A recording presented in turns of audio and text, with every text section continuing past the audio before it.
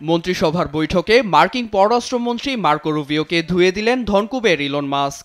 কর্মী ছাঁটাইয়ে ব্যর্থতার দায় রুবিওর উপর চাপিয়ে বাকবিতণ্ডায় জড়ান তিনি। তার এমন কর্মকাণ্ডে ফের উঠেছে আলোচনা সমালোচনার ঝড়। বৃহস্পতিবার মার্কিন প্রেসিডেন্ট ডোনাল্ড ট্রাম্পের সভাপতিত্বে হোয়াইট হাউসে বসে মন্ত্রিসভার বৈঠক, যেখানে ট্রাম্পের নির্দেশ অনুযায়ী ব্যয় কমাতে সরকারি আমলাদের ছাঁটাইয়ে ব্যর্থতার অভিযোগ ওঠে। অভিযোগের আঙুলটি পররাষ্ট্রমন্ত্রীর দিকেই তোলেন ইলন। জানান, রুবিও কাউকেই চাকরিচ্যুত করেননি, বরং যে একজনকে হটিয়েছেন সেই ইলনের নেতৃত্বাধীন ডিপার্টমেন্ট অফ গভর্নমেন্ট এফিসিয়েন্সির কর্মী। এতে বেজায় চোটে ছাঁটাই করা ১৫০০ কর্মীকে ফিরিয়ে ইলনকেই ফের চাকরিচ্যুত করতে বলেন রুবিও, যা শুনে টেলিভিশন বিতর্কে রুবিওর পারফরমেন্স ভালো বলে অট্টহাসিতে ফেটে পড়েন টেসলা প্রধান। পরিস্থিতি বিগড়াতে দেখে রুবিওর পাশে দাঁড়ান মার্কিন প্রেসিডেন্ট। নিজের ডিপার্টমেন্ট সামাল দিয়েও বিষয়গুলোতে নজর দেয়ায় মার্কো রুবিওর প্রশংসা করেন তিনি।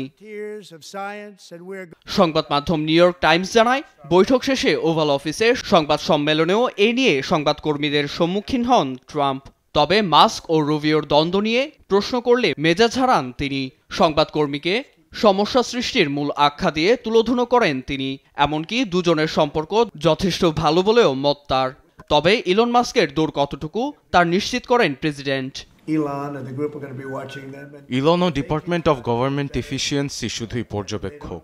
নীতি বাস্তবায়ন ও কার্যকরের ক্ষমতা আইন প্রণেতাদের হাতে। তবে আইন প্রণেতারা ব্যর্থ হলে ডিওজি বাকিটা সামলাতে পারবে। ইতিমধ্যে আমি এর সুফল পেয়েছি। উভয় পক্ষ কোটি কোটি মার্কিন ডলার বাঁচিয়ে ভালো ফল দেখিয়েছে। এক পর্যায়ে সংবাদ মাধ্যমকে পাশ কাটিয়ে যান ডোনাল্ড ট্রাম্প। ২০২৬ সালে অনুষ্ঠিতব্য ফিফা ফুটবল বিশ্বকাপ আয়োজনে টাস্ক ফোর্স গঠনের জন্য নির্বাহী আদেশ জারি করে অফিস ছাড়েন এ রিপাবলিকান নেতা। নীরব দাস, নিউজ ডেস্ক, দেশ টিভি।